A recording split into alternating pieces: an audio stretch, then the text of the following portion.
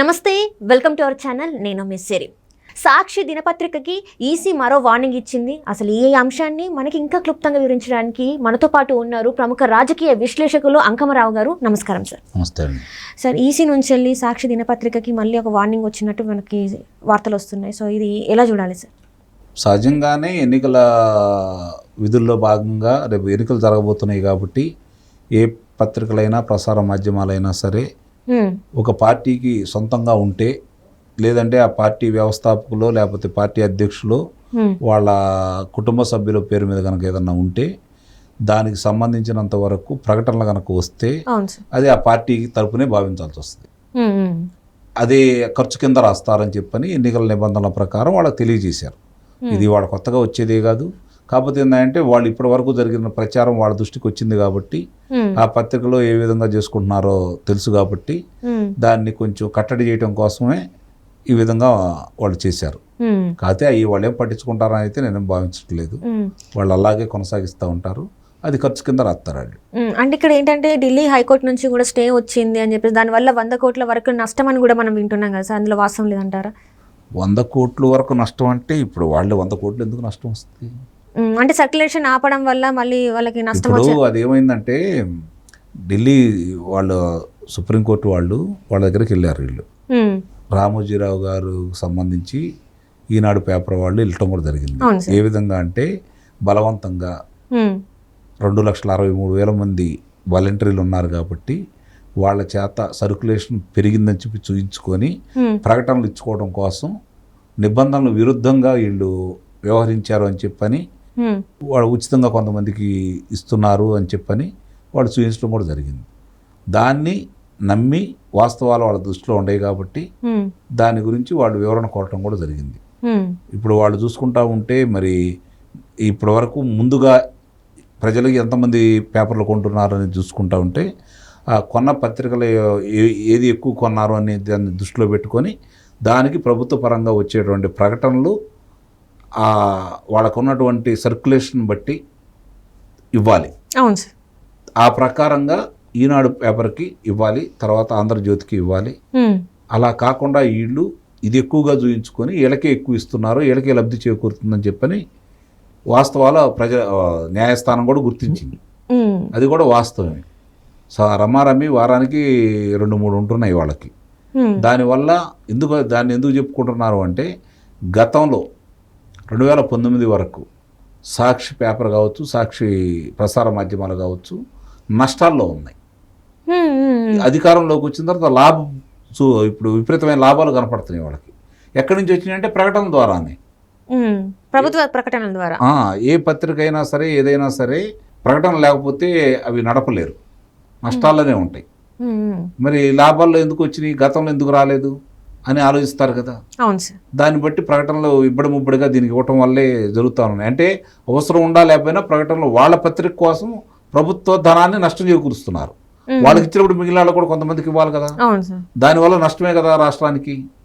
అలా నష్టపరుస్తున్నారు వీళ్ళు. అవన్నీ కూడా పత్రికాముఖంగా జరుగుతున్నవన్నీ కూడా న్యాయస్థానాలకి పొందుపరచడం కూడా జరిగింది. వాళ్ళు విచారించి గతంలో ఇట్లా చేస్తున్నారు అనేది వాస్తవాన్ని వాళ్ళు గుర్తించారు కాబట్టి వాళ్ళు హెచ్చరిక చేయడం కూడా జరిగింది. ఇప్పుడు దాన్ని దృష్టిలో పెట్టుకుని ఎన్నికల సంఘం వాళ్ళు కూడా వీళ్ళకి హెచ్చరికలు జారీ చేశారు. వీళ్ళు గనక పెడచెవిన పెడతారు. వీళ్ళు ఇప్పటి వరకు న్యాయస్థానాలు ఎన్ని మొట్టికాయలు వేసినా దాన్ని అమలు చేయట్లేదు కదా. ఇది ఎన్నికల సమయం కాబట్టి వాళ్ళ లబ్ధి చేకూరడం కోసం రేపొద్దున మళ్ళీ అధికారంలోకి వస్తే మనమే ఇదేదో సరి చేసుకుంటూ ఉంటారు, ఇంతకంటే ఎక్కువ లాభాలు ఎటు చూపించుకోగలుగుతారు కాబట్టి వాళ్ళు దాన్ని అమలు చేస్తారని అయితే నేనైతే భావించట్లేదు. పెడచెవినే పెడతారు. అట్లనే ఇప్పుడు చూస్తున్నట్టయితే ఏపీలో ఎన్నికలు సమీపిస్తున్న వేళ ఉద్యోగులకి జగన్ గారు ట్రాప్ చేస్తున్నారు. అంటే ఎలా అంటే డిఏలు పెంచే అవకాశం ఉంది అని చెప్పేసి కూడా మనకు వార్తలు వస్తున్నాయి. ఇందులో వాస్తవం ఉందంటారా సార్? మరి అమలు చేయలేరు కదమ్మా.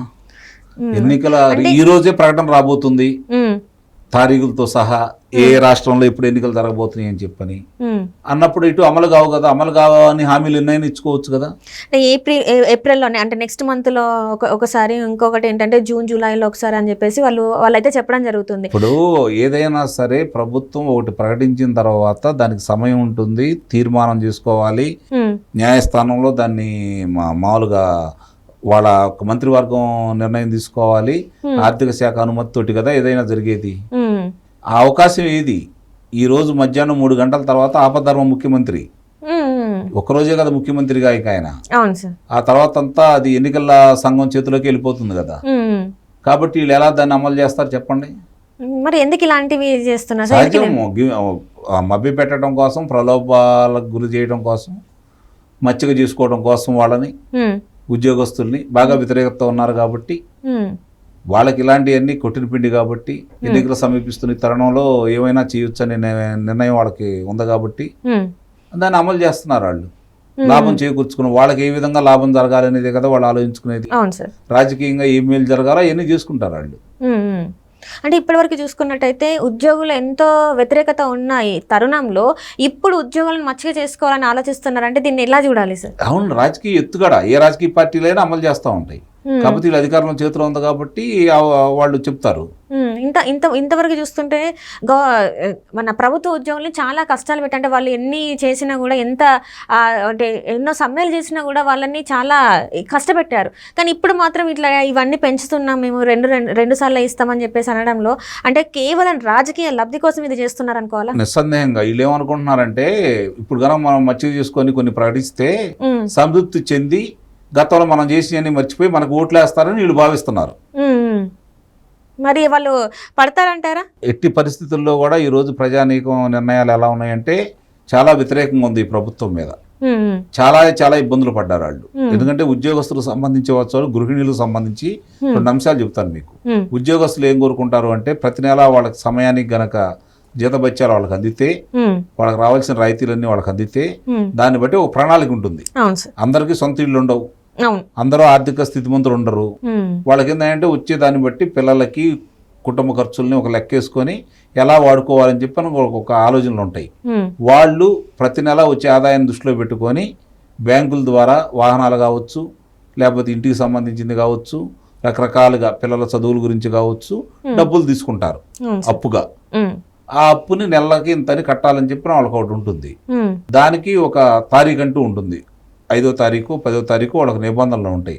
ఆ తారీఖు లోపు కనుక వాళ్ళు జమ చేయకపోతే వాళ్ళని వాళ్ళు లెక్కల్లో వీళ్ళకి రిమార్కులు పడతా ఉంటాయి. దాన్ని దృష్టిలో పెట్టుకొని వాళ్ళు సమయానికి కట్టుకోవాలని భావిస్తూ ఉంటారు.